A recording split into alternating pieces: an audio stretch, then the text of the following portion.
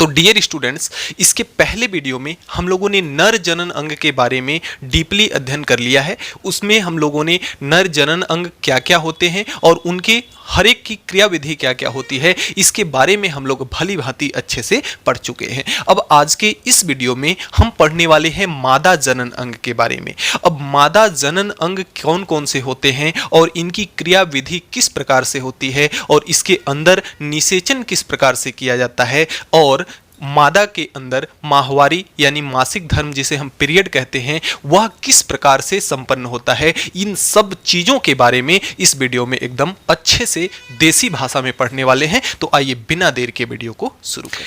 देखिए, यह एक चित्र बना हुआ है जो किसका चित्र है, मादा जनन अंग का। तो मादा जनन अंग की संरचना कुछ इस प्रकार से होती है। अब इस संरचना के अंदर विभिन्न पार्ट होते हैं। आइए हम उन पार्टों को देखते हैं। यानी कि यहाँ पर जो आपके यहाँ गोल गोल दो साइड में दिखाई दे रहे हैं, ये कहते हैं इसको ओवरी।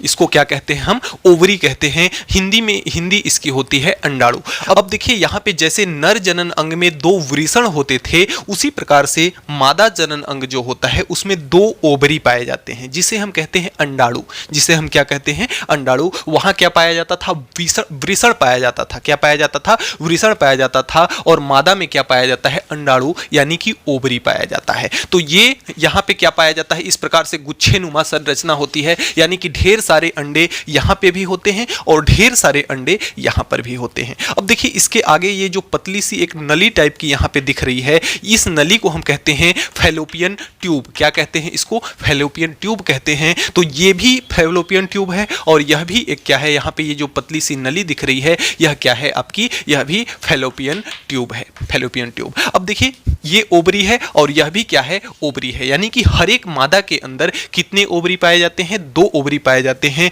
और फैलोपियन ट्यूब कितने पाए जाते हैं, दो पाए जाते हैं। तो ये दोनों क्या हो गए, ओवरी, और ये दोनों क्या हो गए, फैलोपियन ट्यूब। अब ये बीच वाला जो ज्यादा वाला भाग दिख रहा है ना, यह आपका क्या है, यूट्रस, जिसे हम कहते हैं गर्भाशय। जिसे हम क्या कहते हैं, गर्भाशय कहते हैं। तो यह क्या है, ये बीच वाला जो पार्ट है यह क्या है, गर्भाशय है। अब देखिए, इसमें क्या होती है, गर्भाशय में दीवारें होती हैं। एक दीवार इधर से होती है जो कि इस प्रकार से होती है और एक दीवार आपकी इस प्रकार से होती है, इस प्रकार से। तो ये इसके अंदर क्या पाई जाती हैं, दीवारें पाई जाती हैं, सतह पाई जाती है। और यहाँ पे आपका होता है सर्विक्स। क्या होता है, सर्विक्स होता है, या इसकी हिंदी जो होती है यह क्या होती है, ग्रीवा। इसकी हिंदी क्या होती है, ग्रीवा, या इसे कहा जाता है क्या, सर्विक्स। तो ये आपका क्या होता है, सर्विक्स। अब इस सर्विक्स के नीचे यहाँ पे रहती है क्या, योनि। यहाँ पे क्या रहती है, योनि। अब देखिए, जो मादा की योनि होती है वह फर्टिलाइजेशन में यानी कि निषेचन में कोई भी कार्य नहीं करती। यह बस स्पर्म को रिसीव करने का काम करती है। क्या करती है, स्पर्म को रिसीव करती है। और स्पर्म को रिसीव करने के पश्चात जो नर का स्पर्म होता है, उस नर के स्पर्म को योनि के द्वारा क्या किया जाता है, रिसीव किया जाता है। फिर ग्रीवा से होता हुआ कहा जाता है आपके फैलोपियन ट्यूब से जाता है और यहाँ पे जो अंडाणु हैं उनके साथ जाकर के क्या करता है, निषेचन करता है। उनके साथ जाकर के क्या करता है, मिलन करता है। अंडाणु और शुक्राणु का मिलन ही क्या कहलाता है, आपका निषेचन कहलाता है। अब आइए एक एक पार्ट को हम बारी बारी से अच्छे से अध्ययन करते हैं। तो सबसे पहला चीज हमने क्या बताया यहाँ पे, ओवरी यानी कि अंडाणु। तो जो आपका ओवरी होता है, देखिए सीधा सीधा जैसा कि हमने बताया, आपको ध्यान रखेंगे कि किसी भी मादा के अंदर अंडाणु यानी ओवरी की संख्या कितनी होती है, दो होती है। ओवरी की संख्या कितनी होती है, दो होती है, जो कि एक निश्चित समय के पश्चात क्या होती है, परिपक्व होती है। जैसे हमने आपको पिछले वीडियो में पढ़ाया है, बताया है कि कोई भी गर्भ में पल रहे शिशु के अंदर जो लिंग का निर्माण होता है वह छठे से सातवें सप्ताह के बाद होना क्या हो जाता है, चालू हो जाता है। लेकिन जो भी ये आपके जनन अंग हैं, जो भी जनन अंग हैं, चाहे नर के हों चाहे मादा के हों, तो शिशु के अंदर ये सब विकसित तो बन तो जाते हैं, लेकिन जन्म के एक निश्चित समय के पश्चात क्या होते हैं, विकसित होते हैं। जिस प्रकार से हमने बताया था नर जनन अंग में कि यह 10 से 14 साल के बाद क्या होता है, विकसित होता है। ठीक उसी प्रकार से इसके भी अंदर एक निश्चित समय होता है, जिसको हम आने वाले समय में अभी चर्चा करेंगे। तो फिलहाल आप इतना समझ लीजिए कि जो अंडाणु होते हैं उनकी संख्या कितनी होती है, दो होती है। और इसमें भी अंडे होते हैं, इसमें भी अंडे होते हैं, और दोनों अंडाणु यानी कि ओवरी से एक एक अंडा बारी बारी से क्या होता है, अब क्या परिपक्व होता है और निकलते चला जाता है। आगे चल करके भी बताएंगे कि कब निकलता है और कैसे होता है। इसी अंडे के कारण ही क्या क्या देखने को मिलते हैं लड़कियों के अंदर, महिलाओं के अंदर, मादा के अंदर क्या देखने को मिलते हैं, पीरियड्स आदि देखने को मिलते हैं। अब आइए अगला देखते हैं। अगला हमारा क्या है, फैलोपियन ट्यूब। अगला क्या है हमारा, फैलोपियन ट्यूब। तो देखिए फैलोपियन ट्यूब क्या होता है, यह एक प्रकार की नली है। फैलोपियन ट्यूब जो है एक प्रकार की क्या है, नली है। जब स्पर्म योनि से होता हुआ, जो नर है, नर का जब स्पर्म योनि से होता हुआ, इस गर्भाशय से होता हुआ यहाँ पे आता है, तो यह फैलोपियन ट्यूब के ही पास जाकर के अंडे से क्या करता है, मिलता है। यानी कि निषेचन की क्रिया इसी फैलोपियन ट्यूब के अंदर ही होती है। निषेचन की क्रिया इसी फैलोपियन ट्यूब के अंदर ही होती है। फिलहाल आप इतना समझते जाइए इन सब का कार्यविधि। आगे चल करके अभी इन सब चीज़ों को मैं लिंक करूंगा, एक एक बातें आपको एकदम क्रिस्टल क्लियर हो जाएंगी। अब अगला आपका है गर्भाशय, जिसे हम यूट्रस कहते हैं। तो जो आपका गर्भाशय है ना, ये वाला जो बीच वाला ये पोर्शन दिख रहा है, ये आपका क्या है, यही आपका गर्भाशय है। जब यहाँ पे स्पर्म ओवम से मिल करके निषेचन कर लेता है, तो फिर से फैलोपियन ट्यूब के बाद कहाँ आता है, गर्भाशय में आता है। और आपका शिशु जो है 9 महीने तक आपके पेट में जो रहता है, कहाँ रहता है, गर्भाशय के ही अंदर रहता है। जब तक रहता है शिशु भ्रूण के अंदर, कहाँ रहता है, गर्भाशय में ही रहता है। उसे गर्भाशय में ही जो भी भोजन वगैरह मिलना है, सब कुछ यहीं से मिलता है, और भ्रूण आपका यहीं पे रहता है। तो ये रहा गर्भाशय। और जो आपकी ग्रीवा है, अगली आपकी क्या है, ग्रीवा। तो देखिए जो आपकी ग्रीवा होती है, ग्रीवा क्या है, देखिए यहाँ पे योनि है और ये आपका गर्भाशय है। यानी कि योनि और गर्भाशय के बीच में एक वाल्व टाइप का होता है। यानी कि गर्भाशय का जो मुंह होता है, उसे ही हम क्या कहते हैं, ग्रीवा कहते हैं। उसे हम क्या कहते हैं, ग्रीवा कहते हैं, या सर्विक्स। इसकी इंग्लिश क्या होती है, सर्विक्स होती है। अब अगला आपका है योनि। तो जैसा कि हमने बताया कि जो योनि होती है, योनि का काम फर्टिलाइजेशन में कोई नहीं होता, निषेचन में कोई नहीं होता। योनि क्या करती है, बस नर के स्पर्म को रिसीव करने का कार्य करती है। नर के स्पर्म को क्या करती है, रिसीव करने का कार्य करती है। एक बार चित्र आ रहा है मादा जनन अंग का, आप उसे देख लें ताकि इस चित्र को से उसे रिलेटेड कर पाएं और ताकि चीजें आपको बिल्कुल क्रिस्टल क्लियर हो सके। तो इन सारे अंगों की चर्चा हमने किया, अंगों से हमने आपको परिचित कराया। अब कहानी अब आकर के शुरू होती है यहाँ से कि आखिर ऐसा क्या होता है, निषेचन क्या है और भ्रूण का निर्माण कैसे होता है और महिलाओं के अंदर पीरियड्स आदि देखने को कैसे मिलते हैं। आइए हम इन सब चीज़ों का चर्चा बारी बारी से करते हैं। डियर स्टूडेंट्स, अब आइए हम निषेचन की क्रिया या मासिक धर्म की क्रिया को आइए बारी बारी से समझते हैं। इसके पहले आइए हम थोड़ा सा चर्चा कर लेते हैं कि जो मादा होते हैं, जो फीमेल्स होती हैं, उनके अंदर कुछ हार्मोन्स होते हैं जिनका प्रजनन की क्रिया में क्या क्या योगदान होता है, आइए देख लेते हैं। हालांकि इन हार्मोन्सों के बारे में हम लोगों ने पिछले वीडियो में पढ़ा था कि मादा के अंदर, फीमेल्स के अंदर कितने हार्मोन्स होते हैं, 3 हार्मोन्स होते हैं। पहला आपका होता है एस्ट्रोजन। पहला आपका क्या होता है, एस्ट्रोजन। और अगला आपका होता है प्रोजेस्टेरॉन। और अगला आपका होता है रिलैक्सिन। ये 3 हार्मोन्स फीमेल्स के अंदर प्रॉपर देखने को मिलते हैं। तो इसमें से सबसे पहला जो है एस्ट्रोजन, सबसे पहला क्या है, एस्ट्रोजन, जो कि किसी भी मादा के अंदर 10 से 14 साल के अंदर क्या होता है, एक्टिव होना शुरू होता है। अब देखिए एस्ट्रोजन का कार्य क्या होता है कि जब यह फीमेल्स के अंदर 10 से 14 साल के अंदर बनने लगता है, यानी कि जब एक्टिव होता है, तो इस एस्ट्रोजन के कारण यह ओवरी क्या होता है, ओवरी का अंडा परिपक्व होना शुरू हो जाता है। फिर से एक बार कि जब एस्ट्रोजन फीमेल्स के अंदर 10 से 14 साल के बीच में जब बनना शुरू होता है, तो उससे होता क्या है कि इसी एस्ट्रोजन के कारण ये जो मादा का ओवरी है, ओवरी से अंडा परिपक्व होना शुरू हो जाता है। इसकी एक खासियत ये है, फीमेल्स का 1 महीना में केवल एक ही अंडा परिपक्व होता है। अब देखिए यहाँ पे 2 ओवरी हैं, तो अब आपको पता कैसे चलेगा कि कौन से ओवरी से अंडा परिपक्व होगा। तो इसका एक रूल है कि देखिए अगर एक पहले मंथ में अगर इस ओवरी से अगर अंडा परिपक्व हुआ तो दूसरे उसके नेक्स्ट मंथ में इस ओवरी से परिपक्व होगा। जब यह रेस्ट करेगा तब इस ओवरी से परिपक्व अंडा होगा, और जब यह रेस्ट करेगा तो इससे परिपक्व अंडा होगा। यानी कहने का मतलब कि एक मंथ इससे निकलेगा अंडा और दूसरे मंथ इससे निकलेगा, फिर से उसके अगले मंथ इससे, उसके अगले मंथ इससे, यानी कि एक एक महीने के रेस्ट पे रहते हैं। एक महीना यह रेस्ट करेगा तब यह अंडा उत्पन्न करेगा, फिर यह रेस्ट करेगा तो वह अंडा उत्पन्न करेगा। इस प्रकार से इसकी क्रिया चलती है, जो कि किसके कारण होती है? एस्ट्रोजन हार्मोन्स के कारण होती है। अब देखिए पीरियड के टाइम में क्या होता है कि यह आपकी क्या है, यह आपका गर्भाशय है। अब इस गर्भाशय की दीवारें क्या होती हैं, एक महीने में जो एक महीने का समय होता है बीच का, भाई एक अंडा फूटने के बाद, एक अंडा परिपक्व होने के बाद एक महीने बाद ना इससे अंडा निकलेगा, तो बीच में जो एक महीने का समय होता है उससे क्या होती है कि ये गर्भाशय की जो दीवारें होती हैं मोटी हो जाती हैं। और यह मोटी क्यों होती हैं? क्योंकि जब भ्रूण का निर्माण हो, जब भ्रूण का निर्माण हो तो भ्रूण को यहाँ पे रखने में क्या हो, सहायता मिल सके, तो इसलिए इसकी दीवारें क्या हो जाती हैं, मोटी हो जाती हैं। अब देखिए होता क्या है कि मान लेते हैं, सपोज करते हैं कि इस ओवरी से एक अंडाणु परिपक्व हुआ और यहां पर परिपक्व होकर के आया। यहां पर चूंकि देखिए इसमें होता क्या है कि जो नर का स्पर्म होता है, जो नर का स्पर्म होता है वह इस प्रकार से पूंछनुमा होता है। नर का जो स्पर्म होता है इस प्रकार से पूंछनुमा होता है, लेकिन जो अंडा होता है वह पूरा पूरा गोल गोल होता है।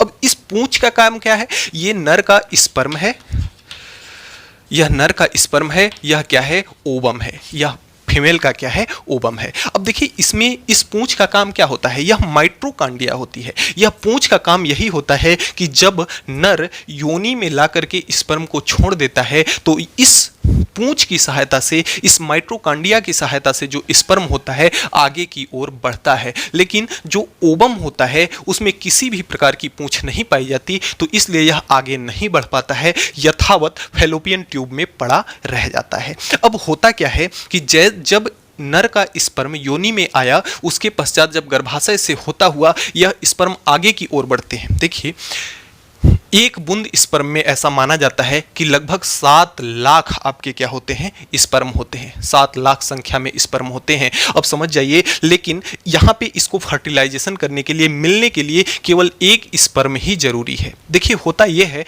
अब स्पर्म चूंकि यहां से चला है, इसको तो पता नहीं है कि इधर जाना है, कि इधर जाना है, कि इधर जाना है, तो कुछ स्पर्म क्या होते हैं, इस दिशा में चले गए, कुछ स्पर्म सीधे सीधे चले गए और कुछ स्पर्म इधर आ गए। तो जो स्पर्म इधर गए वे तो वेस्ट हो गए क्योंकि इधर कोई अंडा है नहीं, और जो स्पर्म ऊपर गए वह भी वेस्ट हो गए क्योंकि इधर भी अंडा है नहीं। अगर अंडा यहां है तो जो स्पर्म इधर आएंगे, 100, 50, 150, लाख, 2 लाख, जितने भी स्पर्म इधर आएंगे, केवल उसमें से एक स्पर्म जो सबसे पहले अंडा तक यहां पहुंचेगा वही क्या करेगा, अंडे से मिल करके निषेचन करेगा। जब मेल का स्पर्म और फीमेल का ओवम आपस में फैलोपियन ट्यूब में क्या करते हैं, मिलते हैं, तो वही क्रिया क्या कहलाती है, निषेचन कहलाती है। जब देखिए यह क्या है, आपका युग्मक है। अगर विज्ञान की भाषा में देखें तो यह क्या है, ओवम क्या है, एक युग्मक है। कौन सा युग्मक, मादा युग्मक। और जो आपका स्पर्म है वह नर युग्मक है, मेल जेमेट है। तो नर युग्मक और मादा युग्मक आपस में मिलते हैं तो हमने पढ़ा है क्या बनाते हैं, युग्मनज। आइए थोड़ा सा रिवाइंड अप करा दें कि देखिए जो आपका मेल जेमेट्स होता है और जो आपका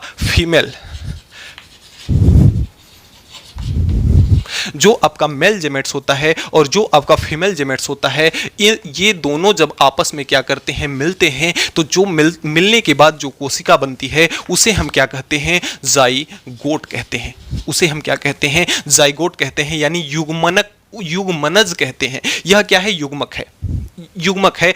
ये देखिए मेल जेमेट क्या होता है, स्पर्म। मेल जेमेट आपका स्पर्म होता है और फीमेल जेमेट आपका क्या होता है, ओवम होता है। तो जब स्पर्म और ओवम आपस में मिलते हैं तो क्या बनता है, आपका जाइगोट बनता है। क्या बनता है, आपका जाइगोट बनता है। और जाइगोट आगे चल करके, युग्मनज आगे चल करके क्या बन जाता है, आपका भ्रूण बन जाता है। जाइगोनज जो आपका जाइगोट होता है आगे चल के क्या बन जाता है, एम्ब्रॉय बन जाता है, भ्रूण बन जाता है। और यही भ्रूण आगे जाकर के जन्म के पश्चात क्या बन जाता है, शिशु बन जाता है, बच्चा बन जाता है। तो इस प्रकार से क्रिया चलती है कि मेल का जिमेट यानी कि स्पर्म, फीमेल का जिमेट यानी कि ओवम आपस में मिलता है कहां पे, फैलोपियन ट्यूब में। कहां, फैलोपियन ट्यूब में आपस में मिल करके क्या बनाता है, जाइगोट। और यह जाइगोट जब फैलोपियन ट्यूब में मिल जाता है, यही हमने बताया था आपको कि मेल के अंदर निषेचन जो होता है कितने घंटे के अंदर होता है, कितने घंटे के अंदर होता है। वहां पे हमने बताया था कि मेल के अंदर जो निषेचन की क्रिया होती है 2 से 30 घंटे के अंदर संपन्न होती है। तो 2 से 30 घंटे के अंदर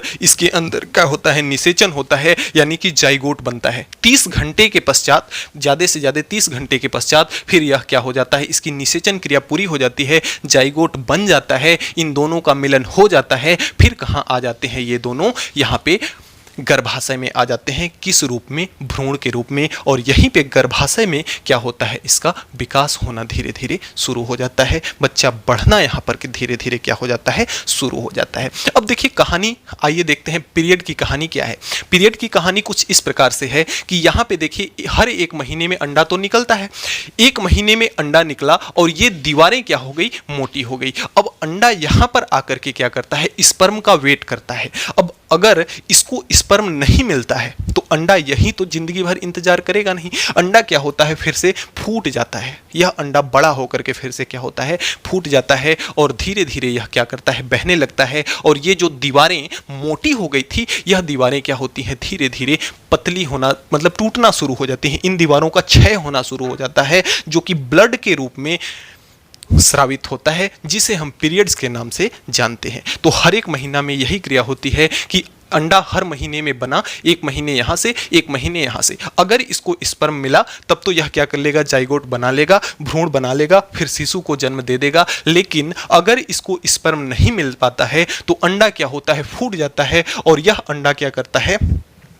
फूट जाता है और ये दीवारें धीरे धीरे क्या करती हैं, टूटने लगती हैं। और जो कि ब्लड के रूप में, ब्लडिंग के रूप में हम क्या हो जाती हैं, निष्कासित हो जाती हैं। और यहाँ से अंडा वगैरह जो भी है, दीवारें जो भी हैं, साफ हो जाती हैं और पीरियड के माध्यम से हमारी बाहर, शरीर के बाहर निकाल दी जाती हैं। और ये जो गर्भाशय की जो दीवारें होती हैं, ये श्लेष्मा युक्त होती हैं, यानी चिकनाहट से भरी होती हैं, ताकि यहाँ पे जो स्पर्म का सफ़र है वह सफ़र क्या हो सके, आसान हो सके। तो ये सब जितनी भी सारी बातें बताई जा रही हैं आपको कहीं ना कहीं से टेलीग्राम पर या तो वीडियो के ही माध्यम से आपको नोट्स के रूप में आपको प्रोवाइड करा दी जाएंगी। अब आगे बात आता है, देखिए कभी कभी होता ऐसा है, कभी कभी जुड़वे बच्चे हो जाते हैं। तो जुड़वे बच्चे क्यों होते हैं, तो देखिए जुड़वे बच्चों में उसमें भी 2 प्रकार के होते हैं। कभी कभी ऐसा होता है कि जो जुड़वे बच्चे होते हैं वे दोनों एक ही शकल के होते हैं। कभी कभी होता ऐसा है कि जो जुड़वे बच्चे होते हैं वे दोनों अलग अलग शकल के होते हैं। तो ऐसा देखिए क्यों होता है, किस प्रकार से होता है। देखिए फिलहाल मैं इसको थोड़ा सा रफ कर दे रहा हूं, फिर आपको आगे बच्चों देखिए यहां पर एक अंडा आपका निकला, मान लेते हैं इसको यहां पे हम बना लेते हैं कि एक अंडा यहां पर निकला और बहुत सारे स्पर्म यहां पे आ रहे हैं, किससे मिलने, अंडाणु से मिलने, इसके अंडा से मिलने आ रहे हैं। लेकिन हमने आपको बताया कि जो स्पर्म सबसे पहले पहुंच जाता है, सबसे पहले इसके संपर्क में आता है, उसी के साथ यह क्या कर लेता है, निषेचन कर लेता है। लेकिन कभी कभी होता ऐसा है कि यहां पर आपके जैसे मान लेते हैं कि यह स्पर्म आया और इसके साथ क्या किया, अंडा के साथ मिल गया। तो कभी कभी होता ऐसा है कि एक के बजाय 2 स्पर्म एक ही साथ आकर के इस अंडाणु से क्या करते हैं, मिल जाते हैं। तो 2 स्पर्म आया लेकिन अंडा एक ही है, तो इससे जो बच्चे बनेंगे वह कैसे बनेंगे, जुड़वा बच्चे बनेंगे। और कैसे दिखेंगे, एक रूप के जुड़वे बच्चे, यानी कि दोनों का रूप क्या होगा, एक ही होगा, दोनों की शकल क्या होगी, मिलती जुलती होगी, एक ही होगी, हुबहू होगी। तो एक अंडे में जब 2 स्पर्म आकर के क्या कर लेता है, निषेचन कर लेता है, तो वहां पे जो जुड़वा बच्चे होते हैं वह एक ही रूप के होते हैं, एक ही चेहरे के होते हैं, एक ही शकल के होते हैं। लेकिन कभी कभी ऐसा भी हो जाता है कि एक के बजाय यहाँ पे कितने अंडे निकल गए, 2 अंडे निकल गए। एक के बजाय यहाँ पे कितने अंडे, इस प्रकार से 2 अंडे परिपक्व हो गए। अब होगा ऐसा कि यहां से जो स्पर्म आ रहा है वह स्पर्म आ गया और यहां पे आकर के इस प्रकार से क्या हुआ, मिल गया।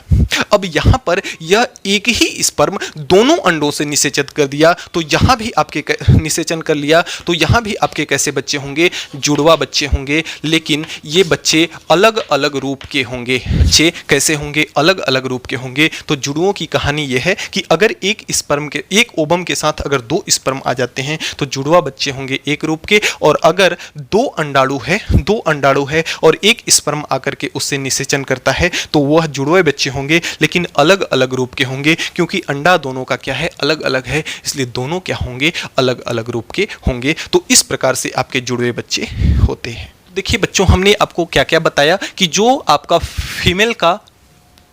फीमेल का ओवम है, यानी कि जो आपका फीमेल का युग्मक है और जो आपका नर का युग्मक है, दोनों क्या हुआ करते हैं, आपस में मिलते हैं। जब नर के युग्मक और जब फीमेल के युग्मक जब मिलते हैं तो क्या बनता है, युग्मनज बनता है, जाइगोट बनता है। और जाइगोट कहाँ पे बनता है, फैलोपियन ट्यूब में बनता है। कितने देर के अंदर, 2 से 30 घंटे के अंदर इसका क्या होता है, निषेचन होता है फैलोपियन ट्यूब के अंदर। निषेचन का मतलब जब ओवम के साथ स्पर्म जब आपस में मिलता है और दोनों की आपस में क्रिया होती है तो वहां पे क्या बनता है, जाइगोट। और यही क्रिया, जाइगोट बनने की क्रिया क्या कहलाती है, निषेचन। तो अगर कोई आपसे ये पूछे कि निषेचन की क्रिया कहाँ होती है, तो फैलोपियन ट्यूब में होती है। तो यहाँ पे क्या होता है, निषेचन होता है। तो जब एस्ट्रोजन हार्मोन्स 10 से 14 साल के बाद एक्टिव होता है तो उससे क्या होता है, अंडा परिपक्व होना शुरू हो जाता है। और यह माना जाता है कि 28 दिन के अंदर, 28 दिन का जो साइकिल होता है, हर 28 दिन में एक अंडा क्या होता है, आपका परिपक्व होता है।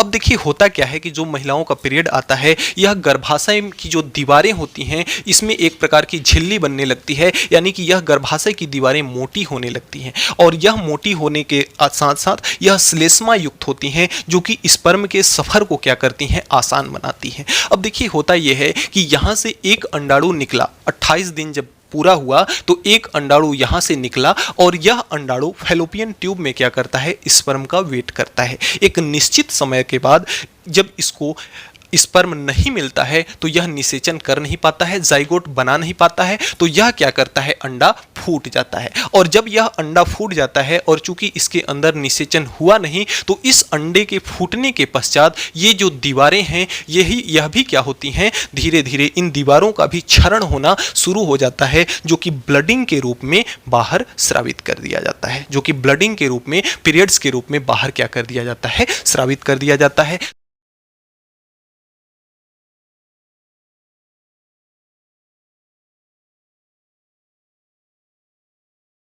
तो ये आपका रहा क्या, माहवारी यानी कि पीरियड। अब देखिए निषेचन की क्रिया क्या होती है कि जब देखिए नर का जो स्पर्म होता है वह योनि के द्वारा क्या कर लिया जाता है, रिसीव किया जाता है, और फिर ग्रीवा से होता हुआ, गर्भाशय से होता हुआ स्पर्म तैरता हुआ, कैसा तैरता हुआ, चूंकि यह गर्भाशय की जो दीवारें होती हैं श्लेष्मा युक्त होती हैं, जिसकी सहायता से जो स्पर्म होता है, नर का स्पर्म होता है, वह तैरता हुआ कहाँ जाता है, फैलोपियन ट्यूब में। और फैलोपियन ट्यूब में क्या करता है, अंडा यहाँ पर ऑलरेडी उपस्थित रहता है और इस अंडाणु के साथ, इस ओवरी के साथ क्या करता है, इस ओवम के साथ वह क्या करता है, फर्टिलाइजेशन कर लेता है, निषेचन कर लेता है। और उस निषेचन को, भाई यह क्या है, मेल का युग्मक है, और वह क्या है, सॉरी यह क्या है, फीमेल का युग्मक है, और जो स्पर्म है मेल का युग्मक है। तो स्पर्म और ओवम यहाँ पर आकर के आपस में मिलते हैं, युग्मक, दोनों युग्मक आपस में मिलते हैं, तो युग्मनज यानी जाइगोट का निर्माण होता है। उसी जाइगोट के निर्माण को हम क्या कहते हैं, निषेचन कहते हैं।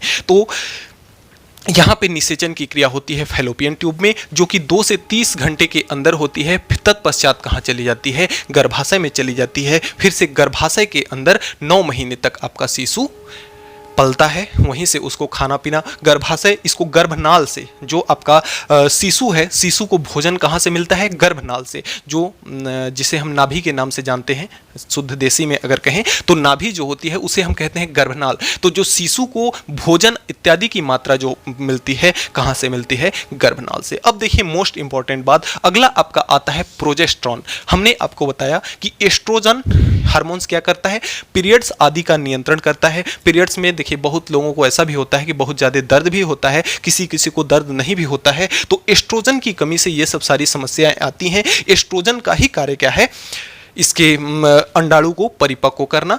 तो यहाँ पे एस्ट्रोजन का कार्य हमने समझ गया। अब अगला आता है प्रोजेस्टेरॉन। अब देखिए प्रोजेस्टेरॉन सीधे सीधे इसका संपर्क किससे है? देखिए ये प्रोटेक्ट कर रहा है, यानी कि यह क्या कर रहा है? रक्षण कर रहा है। तो प्रोजेस्टेरॉन कहाँ पाया जाता है? आपके गर्भाशय में। या कहाँ पाया जाता है? गर्भाशय में, जो कि भ्रूण को प्रोटेक्ट करने का कार्य करता है। इसमें क्या क्या होता है? आपका लोहा होता है और जिंक होता है। लोहा और जिंक होता है किसमें? प्रोजेस्टेरॉन हार्मोन्स में। तो प्रोजेस्टेरॉन हार्मोन्स जिसके नाम से ही स्पष्ट है, प्रोटेक्ट करने का कार्य करता है। तो गर्भाशय के अंदर जो भ्रूण होता है उसको प्रोटेक्ट यानी कि रक्षण करने का कार्य कौन करता है? आपका प्रोजेस्टेरॉन हार्मोन्स करता है। अगला आपका है रिलैक्सिन। अब यह रिलैक्सिन हार्मोन्स जो है, रिलैक्सिन हार्मोन्स बच्चा जब पैदा होता है तो उस टाइम ये काम करता है। जैसे बच्चे का मुंह क्या होता है? दूसरी तरफ होता है। तो ये रिलैक्सिन हार्मोन्स क्या करता है? जब डिलीवरी के समय यह बच्चे के मुंह को क्या करता है? घुमा करके योनि के तरफ कर देता है। देखिए होता क्या है कि जब आप जैसे आजकल तो जहाँ थोड़ा सा भी कुछ हुआ तो क्या करते हैं लोग? डॉक्टर के पास जाना शुरू कर देते हैं। चेकअप डॉक्टर समय समय पर करने लगता है और वह ऐसी दवाई दे देता है जिससे आपका रिलैक्सिन हार्मोन्स बनना बंद हो जाता है, जिससे आपको नॉर्मल डिलीवरी होने का कोई चांस ही नहीं रहता। क्योंकि रिलैक्सिन हार्मोन्स नहीं रहेगा तो यह बच्चा जो घूम रहा है, यह बच्चा आपके योनि की तरफ इसका मुंह नहीं हो पाएगा, यानी कि यह घूम नहीं पाएगा। तो वही डॉक्टर कहता है कि अब नॉर्मल डिलीवरी होने का कोई चांस नहीं है, यहाँ पे आपको ऑपरेशन करना पड़ेगा। तो डॉक्टर क्या करता है? रिलैक्सिन हार्मोन्स जब पहले ही आप चेक कराने जाते हैं तो वहाँ पे डॉक्टर रिलैक्सिन हार्मोन्स बनना बंद हो जाए ऐसी दवाई वहाँ पे दे देता है ताकि उसको फायदा हो सके। क्या करता है? बच्चे को घुमाता है। तो जब रिलैक्सिन हार्मोन्स रहेगा ही नहीं तो बच्चे को यह घुमाएगा ही नहीं, बच्चे का सिर योनि की तरफ आएगा ही नहीं, तो नॉर्मल डिलीवरी होने का चांस नहीं रहता है। हाँ, अगर कोई प्रेग्नेंट है तो आप अच्छे से कार्य कीजिए अपना जो भी है। ऐसा नहीं है कि आप हाँ प्रेग्नेंट हो गए तो आपको कोई कार्य नहीं कर सकते हैं, चुपचाप सोना है। कार्य करते रहेंगे तो आपको प्रॉपर रूप से तीनों हार्मोन्स आपके बनते रहेंगे आपके शरीर में, तीनों हार्मोन्स, जिससे आपको कभी कोई दिक्कत नहीं होगी और नॉर्मल डिलीवरी आपकी संभव। डियर स्टूडेंट्स, इस प्रकार से हम मादा जनन अंग के संपूर्ण पार्ट को और निषेचन को इस प्रकार से समझ सकते हैं। तो प्यारे बच्चों, आज के वीडियो में इतना ही। हमें उम्मीद है कि आज हमने जो भी पढ़ा आपको अच्छे से समझ में आया होगा। फिर भी किसी भी प्रकार का अगर कोई डाउट है तो आप नीचे कमेंट बॉक्स में कमेंट करके हमें जरूर बताएंगे, आपकी प्रॉब्लम को सॉल्व किया जाएगा। तो मिलते हैं नेक्स्ट वीडियो में नेक्स्ट टॉपिक के साथ नेक्स्ट डे। तब तक के लिए गुड बाय।